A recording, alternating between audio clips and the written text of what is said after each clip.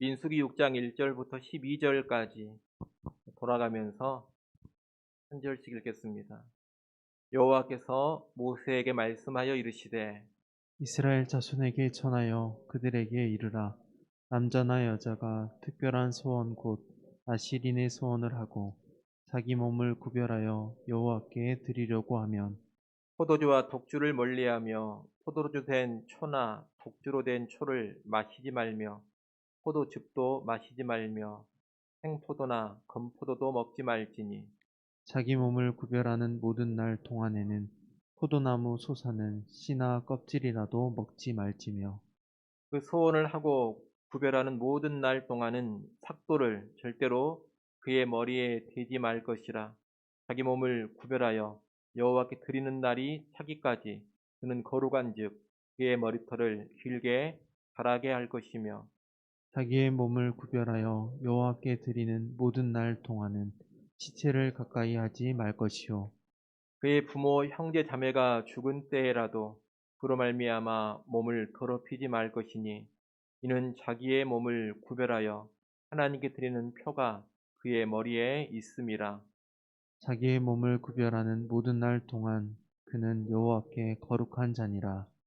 누가 갑자기 그 곁에서 죽어서 스스로 구별한 자의 머리를 더럽히면 그의 몸을 정결하게 하는 날에 머리를 밀 것이니 곧 일곱째 날에 밀 것이며 여덟째 날에 산비둘기 두 마리나 집비둘기 새끼 두 마리를 가지고 회막문에 와서 제사장에게 줄 것이요. 제사장은 그 하나를 속죄 제물로 하나를 번제물로 드려서 그의 시체로 말미암아 얻은 죄를 속하고 또 그는 그날에 그의 머리를 성결하게 할 것이며 자기 몸을 구별하여 여호와께 드릴 날을 새로 정하고 1년 된 순양을 가져다가 속건제물로 드릴지니라. 자기의 몸을 구별한 때에 그의 몸을 더럽혔은즉 지나간 기간은 무효니라. 아멘. 우리가 계속해서 민수기 말씀을 보고 있습니다. 민수기 1장부터 4장까지는 성막 중심의 이스라엘 공동체의 모습을 잘 보여주고 있습니다. 이스라엘 온 백성들은 진을 칠 때에든지 또 행군을 할 때에든지 언제나 성막을 중앙, 그 가운데에 두고 움직여야 됩니다. 철저하게 하나님의 임재가 있는 성막을 정중앙에 두는 성막 중심의 공동체인 것입니다. 이 성막 중심의 공동체인 이스라엘은 당연히 거룩한 공동체여야 합니다. 거룩한 하나님의 임재가 거룩한 성막에 있습니다. 그 성막을 중심에 두고 있는 공동체가 이스라엘 공동체이기 때문에 당연히 이스라엘은 거룩한 공동체가 되어야 하는 겁니다. 그래서 민수기 5장 전반부에서는 이 성막 공동체의 특징이 거룩인 것답게 공동체의 거룩을 위해서 부정한 사람들은 다 이스라엘 진 밖으로 내보내야 한다. 그런 규례를 알려줍니다. 더불어 이웃에게 범죄했을 때 그 죄를 처리하는 규례도 알려주고 있습니다. 거룩한 공동체이기 때문에 부정한 사람이 진 안에 있어서는 안 됩니다. 또 부정한 죄를 그때그때 잘 처리해 가야 하는 겁니다. 그리고 민수기 5장 후반부에서는 의심의 소재라고 해서 가정의 부부 사이의 간통 문제를 처리하는 규정을 알려주십니다. 거룩한 공동체가 되려면 이스라엘 각 가정이 거룩해야 합니다. 그래서 가정의 거룩을 돕는 방편에서 의심의 소재 규례를 하나님께서 주신 겁니다. 이어지는 오늘 본문은 이제 공동체 전체의 거룩 그리고 가정의 거룩에 이어서 개개인의 거룩과 헌신을 다루는 규례입니다. 이스라엘 백성 각자 한 개인이 자신을 더욱더 거룩하게 하고 자기를 더욱 하나님께 드리는 그런 헌신의 규례인데 오늘 본문을 흔히 뭐라고 부르느냐 나실인 규례 이렇게 부릅니다. 나실인이라는 말은 원래 우리말에 없는 단어입니다. 우리말에는 없는 단어인데 히브리어 나지르라는 단어를 번역하면서 새롭게 만들어낸 단어입니다. 히브리어 나지르라는 단어는 구별된 사람, 성별된 것 이런 뜻을 가지고 있습니다. 거룩하게 구별된 사람이 곧 나지르입니다. 이 나지르와 발음을 비슷하게 나실이라고 하면서 거기에 사람 인자를 덧붙여서 나실인이라는 새로운 단어를 번역자들이 만들어 낸 겁니다. 이 나실인은 자신을 특별히 하나님께 드리면서 하나님의 일에만 전념하는 사람인데, 성경에 보면 이 나실인이 되는 경우가 세 가지로 나옵니다. 첫째는 하나님께서 직접 부르실 때 그 사람이 나실인이 됩니다. 사사기의 삼손이라든가 복음서의 세례 요한은 바로 하나님께서 직접 부르셔서 나실인으로 세운 사람들입니다. 둘째, 부모의 소원을 통해서 나실인이 될 수가 있습니다. 사무엘서에 나오는 사무엘 같은 경우가 바로 그런 경우입니다. 어머니 한나가 소원을 함으로써 그 아들 사무엘이 나실인이 된 겁니다. 세 번째 방법은 이스라엘 백성들 가운데서 자기가 자원함으로 나실인이 될 수가 있습니다. 오늘 우리가 읽은 본문의 말씀은 바로 그것을 가르쳐 주는 겁니다. 이스라엘 백성 각자가 스스로 자원했을 때 나실인이 될 수 있는 겁니다. 나실인이 될 경우에 평생토록 나실인으로 살 수도 있지만, 보통은 일정 기간을 정해두고 그 기간 동안만 나실인으로 지내게 됩니다. 그 기간이 한 달이 될 수도 있고 6개월이 될 수도 있고 1년이나 2년, 길면 3년, 4년도 될 수가 있습니다. 그 기간은 자기가 스스로 정하는 것입니다. 자기가 정한 대로 그 기한을 지키면서 그 기간 동안 나실인으로 온전히 하나님께 자신을 구별해 드리는 겁니다.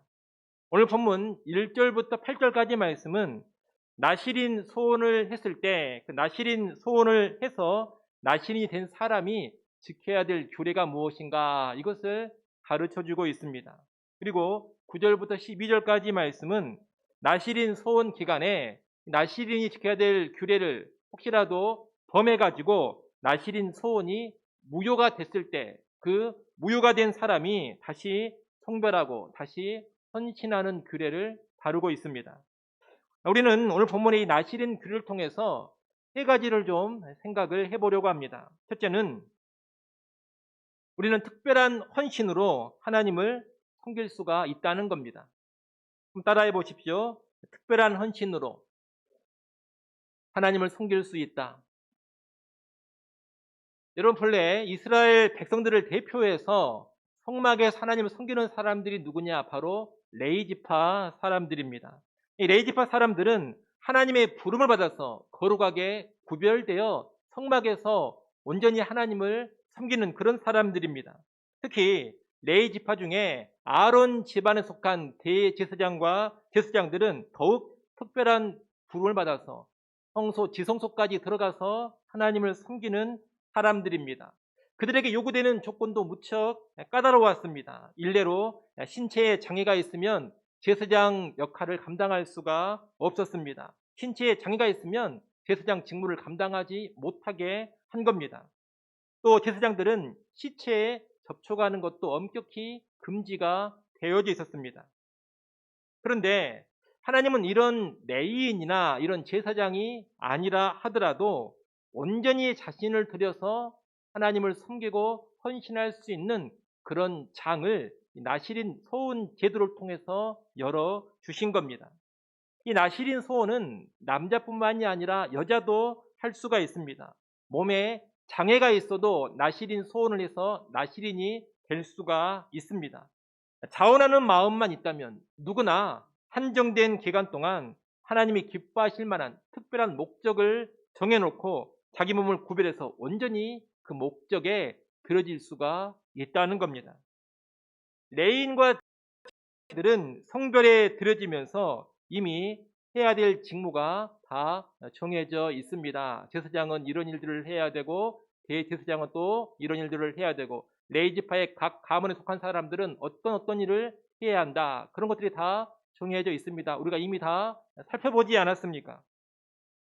그런데 나실인은 직무가 특별히 정해져 있지 않습니다. 스스로 하나님을 위해서 내가 어떤 일을 하고 싶다 그렇게 정해 놓으면 그것이 그 나시린의 직무가 되는 겁니다. 자기가 하나님을 위해 하고 싶은 일을 정해놓고 그 일을 위해서 자기 자신을 성별에 온전히 헌신하며 드리는 겁니다. 이런 나시린 소원은 오늘날의 특별한 헌신의 결단에 우리가 적용해 볼 수가 있겠습니다. 우리 그리스도인들은 본질상 구별된 사람들, 성도들입니다. 본질상 성도들로서 하나님께 거룩하게 구별된 사람들이고 또 헌신해야 될 사람들입니다. 거룩하게 살아가고 헌신하며 사는 것, 이것은 그리스도인으로서 마땅한 삶의 모습이라는 겁니다. 하지만 그런 일상의 헌신과 거룩을 뛰어넘어서 특별한 기간 동안 자신을 더욱더 특별히 하나님께 드릴 수가 있습니다. 오늘 본문에 이 나시린 소원도 보면 기본적으로 다들 거룩한 하나님의 백성, 이스라엘 백성들이지만 자원하는 마음으로 특별한 기간에 자기를 더 온전히 하나님께 드리지 않습니까? 그처럼 오늘날 우리 그리스도인들도 일정한 기간 동안에 자신을 더욱 온전히 하나님께 드리며 헌신할 수 있는 그런 결단을 내릴 수가 있다는 겁니다. 내가 전적인 선교사로 부름받지 않았다 하더라도 일정 기간 선교 사역에 들어질 수가 있습니다. 1년 정도 선교지에 가서 선교사님을 도우며 선교 사역에 헌신할 수가 있는 겁니다. 또 전적으로 교회 사역에 전념하는 목회자, 목사로 부름받지는 않았다 하더라도 일정 기간 교회를 돕고 섬기는 사역에 있어서 더욱 특별한 헌신으로 섬길 수도 있는 겁니다. 나는 1년 동안 전적으로 전도하는 일에 힘써 들어지겠다 이러면서 전도에 헌신할 수도 있는 것이고, 나는 1년 동안 휴직을 하고 주일학교 사역에 전념하며 드려지겠노라, 그런 결단과 헌신을 할 수도 있는 겁니다. 간혹 선교단체에서는 그런 이야기를 하곤 합니다. 청년들을 향해서 20대 청년의 시기에 11조를 하나님께 드려라, 그렇게 강하게 도전을 하기도 합니다. 20대가 10년 아닙니까? 20대 10년의 세월 동안 11조, 1년 정도는 이 나시린처럼 전적으로 하나님께 한번 드려져 봐라, 그런 도전을 한다는 겁니다. 실제로 그 도전에 응해서 20대의 1년을 다른 일을 하지 않고 복음을 전하고 사람 세우는 일에 전력하는 그런 청년들이 있습니다. 또 선교지로 나가서 성사님을 돕는데 1년을 쓰고 돌아오는 청년들도 있습니다. 제가 아는 한 청년도 1년 동안 휴학을 하고 선교지에 가서 선교사님을 도우며 주일학교 사역을 열심히 하고 돌아왔습니다. 또 다른 청년은 1년간 학교를 휴학하고 전도하며 양육하는 일에 전적으로 들여지기도 했습니다. 여러분, 이렇게 하는 것이 이상합니까? 무슨 대학생이 휴학을 하고 선교지에 가서 1년을 선교를 하고 돌아오나? 무슨 대학생이 1년간 휴학을 하고 복음 전하는 일에 들여진단 말이냐? 이상하게만 생각이 됩니까? 여러분, 전혀 이상할 것이 없습니다. 여러분, 이 청년들이, 대학생들이 취업을 준비한다면서도 1년 동안 휴학하고 어학연수 다녀오는 경우가 얼마나 많습니까? 이런저런 인생 경험을 좀 더 해보겠다면서 1년간 휴학을 하는 대학생들도 수두룩합니다.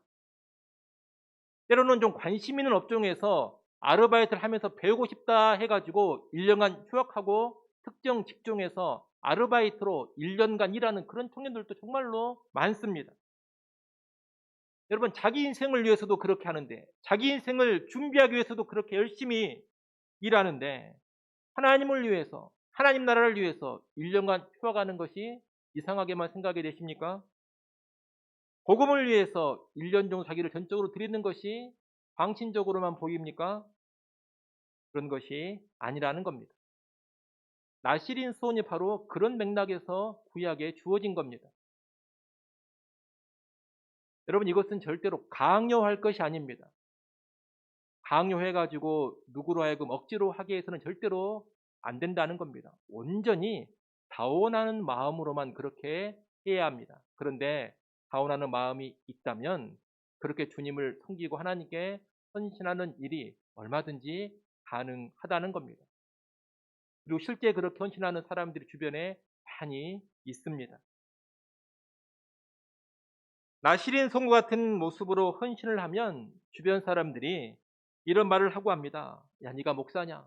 네가 선교사냐? 네가 무슨 풀타임 사역자냐? 이런 말들을 합니다. 하지만 여러분, 목사가 아니라 하더라도, 전적으로 부름받은 선교사가 아니라 하더라도 얼마든지 하나님을 위해서, 하나님 나라를 위해서 그런 특별한 헌신을 할 수가 있습니다.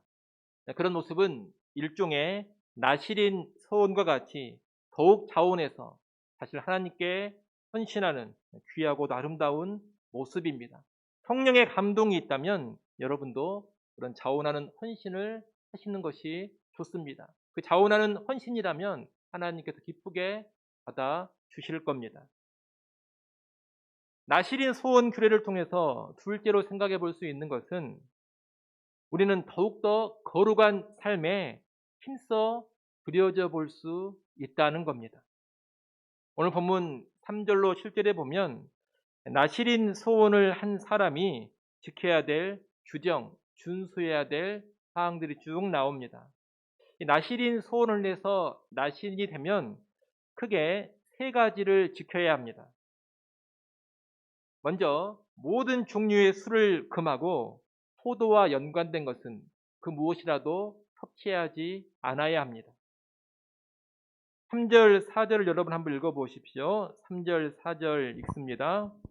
포도주와 독주를 멀리하며 포도주로 된 초나 독주로 된 초를 마시지 말며 포도즙도 마시지 말며 생포도나 건포도도 먹지 말지니 자기 몸을 구별하는 모든 날 동안에는 포도나무 솟아는 씨나 껍질이라도 먹지 말지며. 아멘. 그럼 뭘 먹지 말라고 합니까? 먼저 포도주나 독주, 술 종류는 다 먹지 말아라. 그렇게 말합니다. 그런데 더 나아가서 포도로 만든 식초도 먹지 말라 그러고 포도즙도 먹지 말라 그러고 생포도도 먹지 말라 그러고 건포도도 먹지 말라고 합니다. 심지어 포도 씨, 포도 껍질조차 먹지를 말아라. 그렇게 명하고 있습니다. 포도주나 독주 같은 술 종류는 보통 성경에서 세상의 향락을 상징하는 것으로 쓰여지곤 합니다. 그런 맥락에서 술과 포도주 그리고 포도주의 원료가 될 수 있는 포도와 연관된 모든 음식까지 철저히 금지를 지키고 있는 겁니다. 이 규례는 뭘 의미하는 것이냐? 한마디로 세상의 향락, 세상의 즐거움을 나시리는 철저히 멀리해야 된다. 그런 의미입니다. 여러분, 이스라엘 백성들에게 술이나 포도주 또 포도가 금지된 것은 결코 아닙니다. 일반 백성들은 얼마든지 술을 마실 수 있고 또 얼마든지 포도를 먹을 수 있습니다. 하나님께서 이스라엘 백성에게 어떤 금욕적인 삶을 요구하시지는 않는다는 겁니다. 그 자체로 죄가 아닌 것은 하나님의 백성이 얼마든지 먹고 마시고 즐길 수가 있습니다. 그런데 나실인 소원을 했다면 소원을 한 그 기간 동안은 세상의 즐거움을 상징하는 술이나 포도주 그리고 포도와 연관된 모든 음식은 절대로 먹지 말라는 겁니다. 그 기간 동안에는 세상 것에 대한 관심을 완전히 끊어버리고 오직 누구만 바라보라는 겁니까? 오직 하나님만 바라보라는 겁니다. 세상의 기쁨을 완전히 배격해버리고 자기의 기쁨, 자기의 만족을 오직 누구한테만 두라는 겁니까? 오직 하나님께만 기쁨과 만족을 두라는 겁니다. 한마디로 나의 사랑은 하나님 한 분뿐입니다. 나의 기쁨과 나의 만족은 하나님 한 분뿐입니다. 이것을 강하게 이 기간 동안에 훈련을 시키라는 겁니다. 또 하나의 준수사항이 있습니다. 그것은 머리에 삭도를 대지 않는 것입니다. 다시 말하면 머리를 자르지 않고 계속 기르는 겁니다. 이것은 주로 나실인 소원을 한 남자에게 해당되는 규례입니다. 여자들은 본래부터 머리가 길기 때문입니다. 보통 유대인 남자들은 머리를 길게 기르지 않습니다. 오늘날 현대 대부분의 남자들처럼 이렇게 짧게 머리를 자르는 것이 유대인 남자들의 기본적인 머리 스타일입니다. 그런데 나실인 소원을 내서 나실인이 된다면 정해놓은 기간 동안에는 머리를 자르지 말고 계속 그대로 기르라는 겁니다. 이 머리카락이라는 것은 유대 사회에서 생명력을 상징하는 것입니다. 따라서 나시린 소원을 한 사람에게 머리카락을 자르지 말라 이 규정은 언제나 풍성한 생명력, 왕성한 생명력을 유지해라 이런 의미를 담고 있습니다. 하나님께로부터 공급받는 왕성한 생명력을 너는 늘 보여라 이런 의미로 우리가 이해할 수가 있겠습니다. 아울러 머리를 길게 기르는 것은 분명한 자기 정체성을 드러내는 것입니다. 내가 나시린이다 이것을 긴 머리를 통해서 누구에게든지 환히 드러내는 겁니다. 한마디로 나시린이 되면 이 나시린은 자기의 나시린 신분을 숨기지 않고 명확하게 드러내면서 왕성한 영적인 생명력을 유지해야 한다. 그런 의미의 규례입니다. 마지막 준수사항은 시체를 가까이 하지 말라는 겁니다. 시체를 가까이 하지 말라 이 규정은 시체가 죄의 삭신, 죽음의 결정체이고 부정한 것의 대명사이기 때문입니다. 시체를 멀리하라 이 규정은 나시린이라면 죄와 부정한 것은 철저히 떠나야 된다. 죄와 부정한 것은 철저히 멀리해야 된다. 이런 의미를 담고 있습니다. 특히 나시린은 이 시체 규정과 연관해서 부모님이라든가 형제 자매가 죽은 경우에도 그 시체로 부정해져서는 안 된다 그럽니다. 이 말인즉슨 부모가 돌아가시고 형제 자매가 죽는다 하더라도 그 장례식에 참석할 수가 없다는 뜻입니다.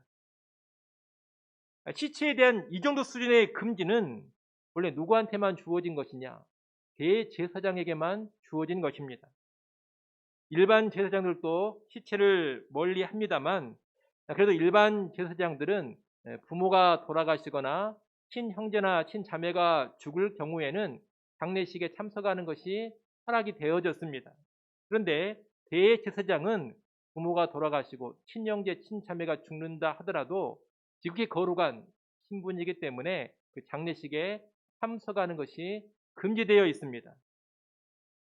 그런데 시체와 연관해서 대제사장에게 요구하는 그 거룩의 수준을 지금 누구한테 요구하는 겁니까? 나시린 소원을 한 그 사람에게 요구하는 겁니다. 다시 말해 네가 나시린 소원을 했다면 그 특별히 정해놓은 그 한정된 기간 동안에는 대제사장만큼 너도 거룩하게 한번 살아라. 그런 명령인 겁니다. 여러분 이렇게 나시린이 되면 세 가지를 준수해야 한다 했습니다. 술을 금하고 모든 포도와 연관된 음식물을 다 섭취하는 것을 금해야 합니다. 머리에 칼을 대지 않고 머리를 그대로 계속 길러야 합니다. 그리고 어떤 시체라도 접촉을 해서는 안 됩니다. 여러분 이러한 준수사항은 일반 백성들이 지키는 사항을 훨씬 뛰어넘는 수준입니다.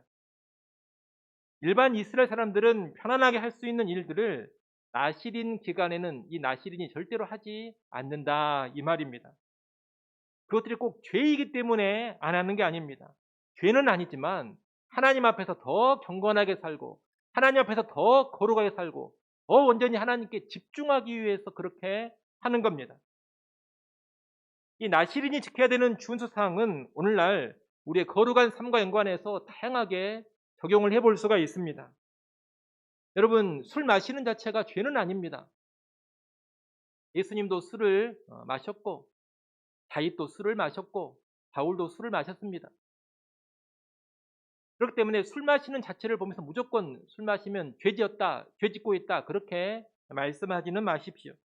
술 마시는 자체가 죄는 분명히 아닙니다. 하지만 우리는 자원해서 얼마든지 철저한 금주를 할 수 있습니다.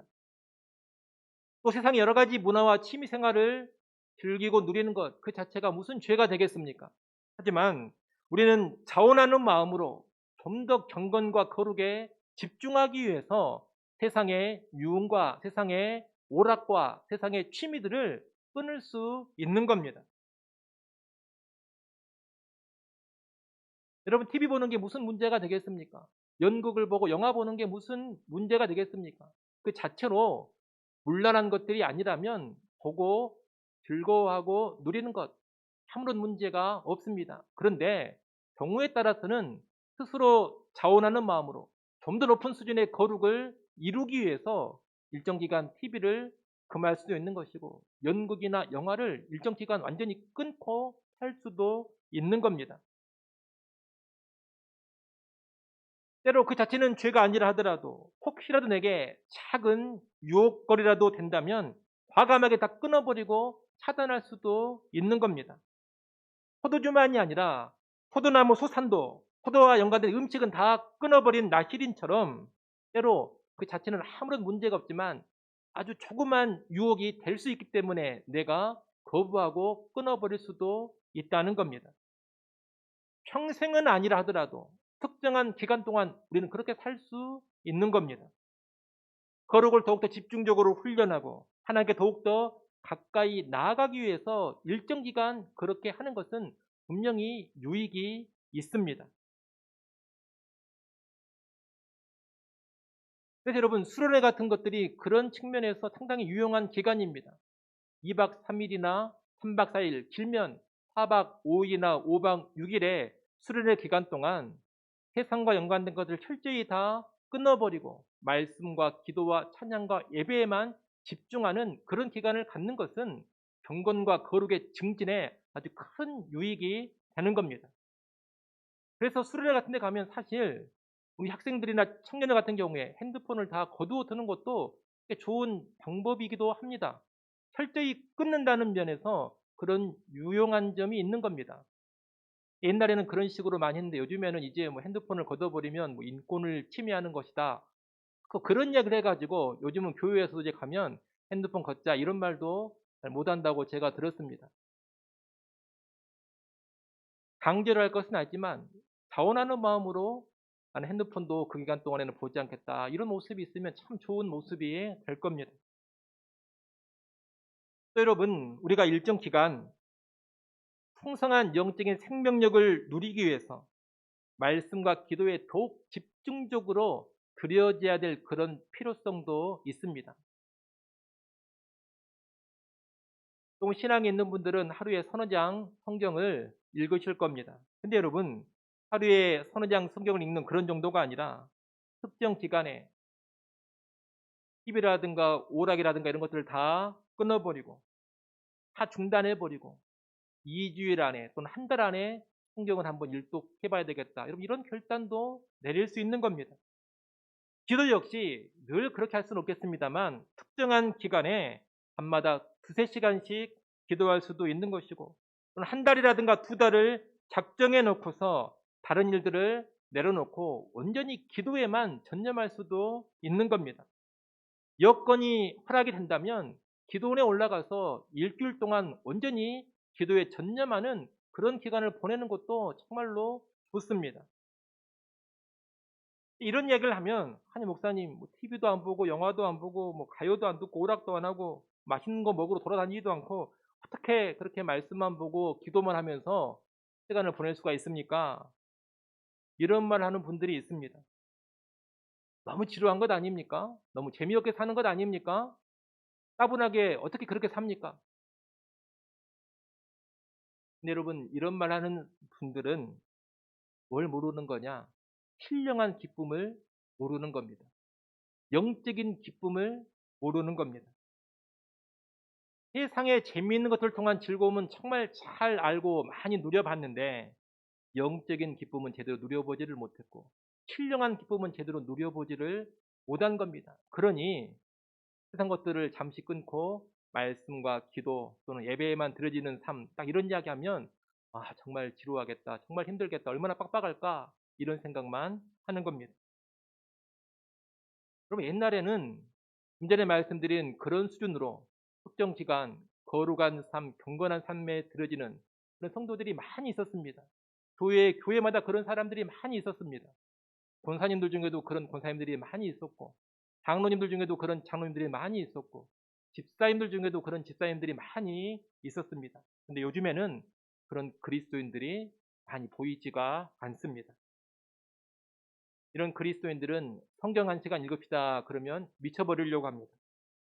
기도 한 시간 합시다 그러면 괴로워 죽으려고 합니다. 기도회도 힘들기만 하고 참석하는 것이 부담스럽기만 합니다. 교회에서 먹고 마시고 놉시다 그러면 막 신이 납니다. 어깨춤이 덩실덩실 나옵니다. 그런데 말씀 봅시다, 기도합시다, 예배 좀 많이 드립시다 그러면 힘이 축 빠져버립니다. 왜 그렇습니까?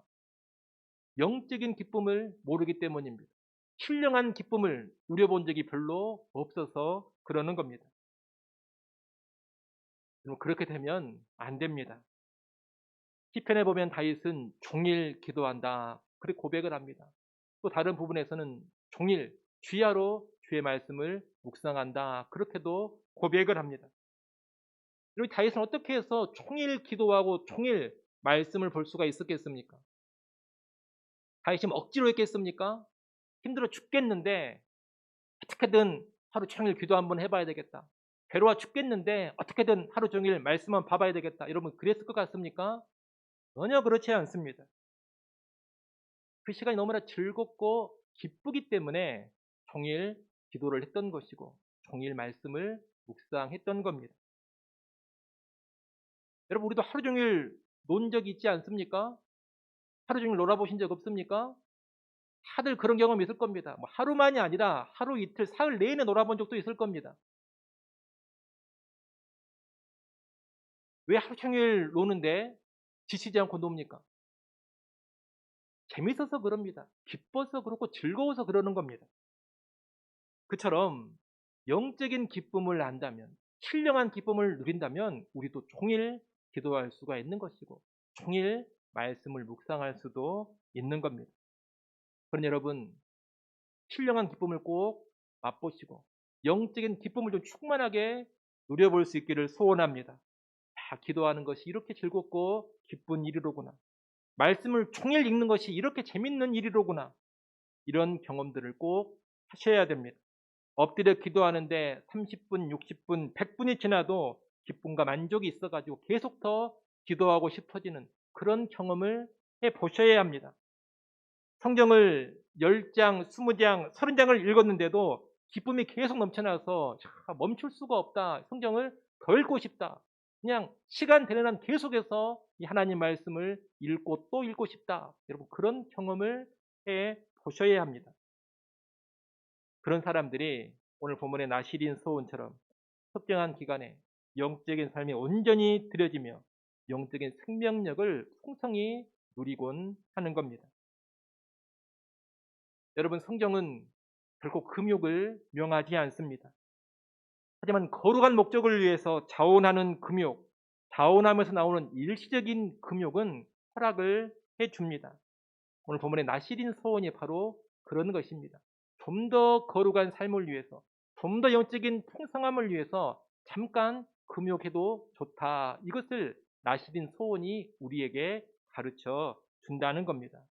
그런 여러분도 필요한 경우에 자원함이 있다면 더 나은 거룩의 삶, 더 높은 거룩의 삶으로 나아가기 위해서 그런 결단을 좀 해보시기를 바랍니다. 특정 기간에 거룩을 더욱 증진시키는 그런 삶에 자기를 한번 들여볼 수 있는 그런 성도들이 꼭 되시기를 바랍니다. 나시린 기도를 통해서 마지막 세 번째로 생각해 볼 수 있는 것은 실패해도 다시 시작할 수가 있다는 겁니다. 오늘 본문 9절부터 12절은 부정하게 되어버린 이 나시린의 재성별 규정입니다. 나시린이 우연하게라도 죽은 시체에 접촉을 하게 되면 부정한 것에 접촉을 했기 때문에 나시린 소원의 효력이 중단되어 버립니다. 나시린은 죽은 시체에 접촉을 하면 안 되는데 접촉을 해버렸기 때문에 나시린 소원이 무효가 돼버린다는 겁니다. 그런 경우에는 7째 날에 머리를 밀고 8일째 되는 날에 비둘기 2마리로 속죄 제물과 번제 제물을 드립니다. 그리고 마지막으로 순양으로 속건 제물을 드립니다. 그렇게 하면 다시 나시린으로서의 삶을 시작할 수가 있습니다. 이때 그전까지 지켰던 나시린 소원 기간은 무효가 되어버리고 처음부터 다시 그 기간을 지켜야 합니다. 이 재성별의 규례는 거룩에 들여진 사람이 혹시라도 실패하고 혹시라도 실수했을 경우에 그것으로 그냥 끝나버리는 것이 아니라 다시 시작할 수도 있다. 이것을 가르쳐 주는 겁니다. 우리 하나님은 한 번 실패했다고, 한 번 잘못했다고 그냥 끝장내 버리시는 분이 절대로 아닙니다.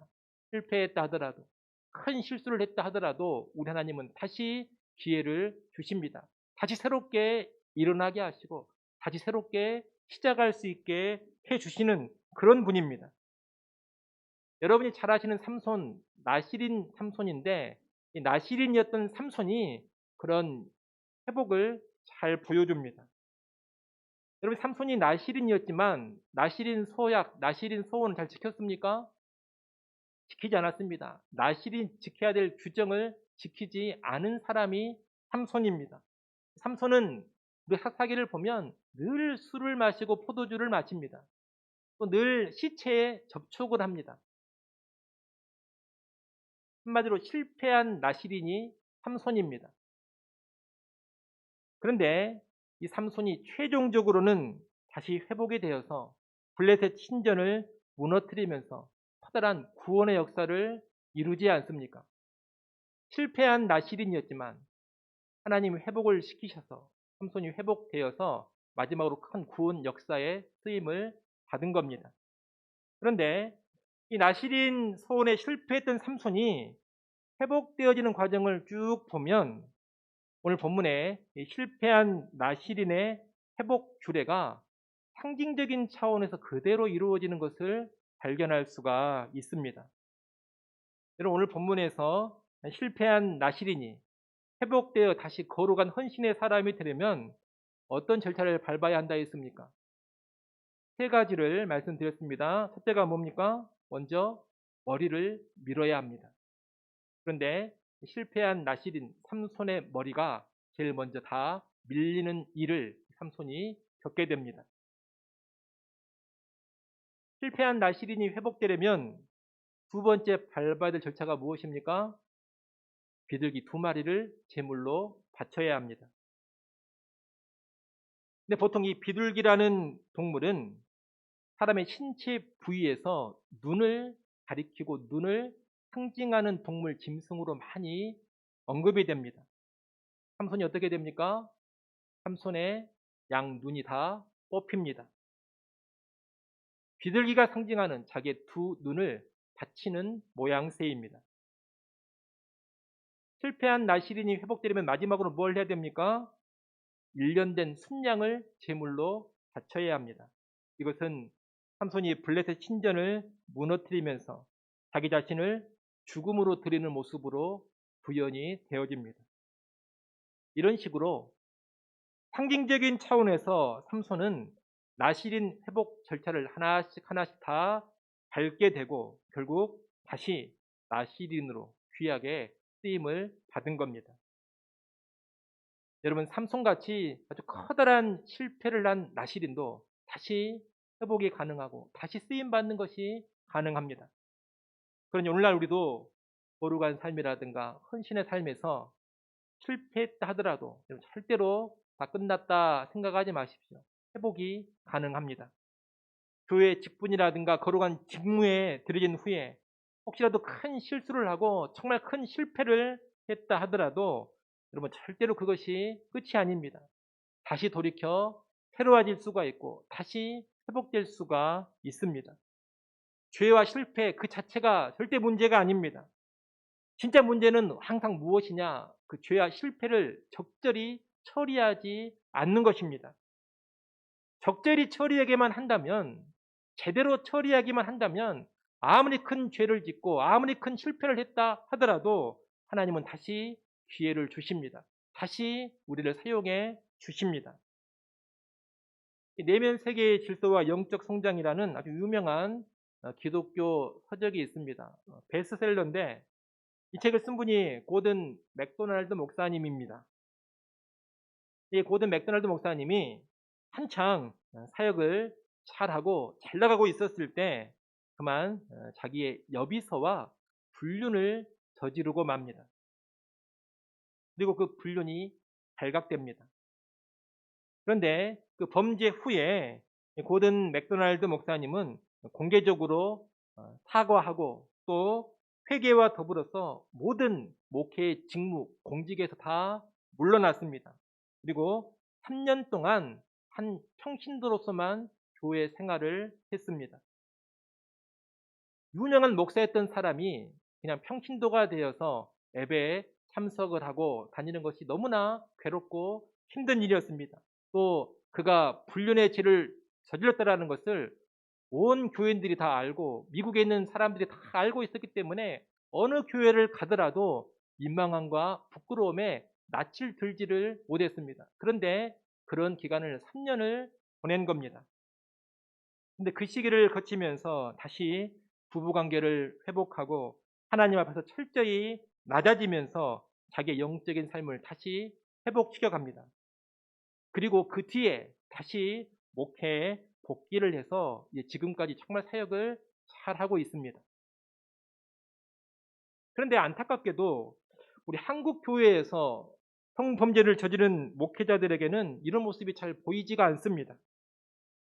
성범죄가 일어나면 보통 한국교회 목회자들은 어떤 과정을 받느냐? 은폐를 하려고 합니다. 또는 부정을 하려고 합니다. 자기는 안 했다 끝까지 우깁니다. 또는 문제를 일으킨 교회를 떠나서 바로 다른 곳으로 가서 사역을 해버립니다. 그런 일이 대단히 많습니다. 근데 이것은 대단히 잘못된 모습입니다. 실패를 했다, 죄를 지었다 그 자체보다 뭐가 문제냐? 실패한 사람, 죄 지은 사람이 밟아야 될 절차를 제대로 밟지 않았다는 것, 이것이 정말로 큰 문제인 겁니다. 죄를 지었고 실패를 했다면 회개와 사죄의 반응을 보여야 되고 또 공적인 책임에서 완전히 물러나는 책임 있는 모습을 보여줘야 합니다. 그리고 회복의 과정을 거치고서 그리고 나서 다시 사역을 하든가 말든가 해야 하는 겁니다. 실패했다고 다 끝나버리는 것은 아니지만 반드시 적절한 절차를 밟고서 다시 시작해야 한다는 겁니다. 그런 면에서 우리 한국교회 목회자들은 아쉬운 면이 너무나 많은 것 같습니다. 여러분, 목회자만 그런 것이 아니라 우리 성도들도 정말 실패할 수 있습니다. 실패를 해도 정말 크게 실패할 수 있습니다. 크게 무너질 수도 있습니다. 근데 여러분, 그것이 절대로 끝이 아니라는 것을 다시금 기억하십시오. 나는 안 된다, 나는 다 끝났다, 그런 생각하지 마십시오. 돌이켜 새롭게 할 수 있습니다. 그 어떤 심각한 실패를 했다 하더라도, 그 어떤 큰 죄를 저질렀다 하더라도 하나님은 다시 새로운 시작할 수 있는 기회를 주십니다. 회개를 포함한 적절한 절차를 밟기만 한다면 얼마든지 다시 시작할 수 있게 해 주시는 겁니다. 그러니 여러분, 혹시라도 실패가 있고 무너진 모습이 있다면 회개할 것은 꼭 회개하시고 책임질 것은 책임을 지십시오. 그런 가운데 하나님께서 다시 새롭게 시작할 수 있는 기회를 주실 겁니다. 아무쪼록 우리는 꼭 실패했다 해서 낭만과 좌절로 가버리지 말고 절차를 잘 밟으면서 새로운 시작의 길로 나아갈 수 있기를 간절히 바랍니다. 이 말씀을 정리하겠습니다. 우리가 오늘 나시린 규례를 봤습니다. 이스라엘은 거룩한 공동체인데 이스라엘 백성 개개인이 이렇게 자원하는 나시린 소원이 잘 이루어져 간다면 이스라엘은 더더욱 거룩한 공동체로 세워져 갑니다. 나시린 소원, 이 개개인의 나시린 소원을 통해서 전 공동체가 더 거룩한 공동체, 더 헌신된 공동체로 세워져 가게 된다는 겁니다. 오늘날 교회도 마찬가지입니다. 오늘날 우리 교회 공동체도 나시린 소원처럼 자원하는 헌신을 하는 사람들, 자원하는 거룩의 결단을 하는 사람들이 교회 안에 나타날 때 온 교회 공동체는 더더욱 거룩해져 가는 것이고 더더욱 헌신된 공동체가 되는 겁니다. 그런 여러분, 자원함이 있다면 그런 헌신의 결단, 거룩의 결단을 통해서 하나님 나라와 주의 몸된 교회를 더 견고하게 세워갈 수 있기를 바랍니다. 아울 혹시라도 실패했을 때에도 주저앉지 마시고 회개와 회복의 과정을 잘 거쳐서 다시금 하나님 나라와 교회를 위해 일해갈 수 있는 그런 일꾼으로 세워질 수 있기를 간절히 소원합니다. 기도하겠습니다. 하나님 아버지, 나실인 소원에 관한 말씀을 받습니다. 오늘날 우리도 특별한 헌신의 결단, 특별한 거룩의 결단이 있게 하여 주시옵소서. 주님을 더욱 섬기기 원하고 주님 앞에 더욱 거룩하기를 원하며 나아가는 그러한 인생 되기를 원합니다. 나실인 소원과도 같은 헌신의 결단, 거룩의 결단이 있어져서 하나님 나라와 교회를 더욱 잘 섬기고 더 잘 세워가게 하여 주시옵소서. 또한 실패했다 하더라도 하나님이 주시는 회복의 은총을 누리게 하시고 다시금 헌신된 삶으로 나아가게 하여 주옵소서. 예수님의 이름으로 기도드리옵나이다. 아멘.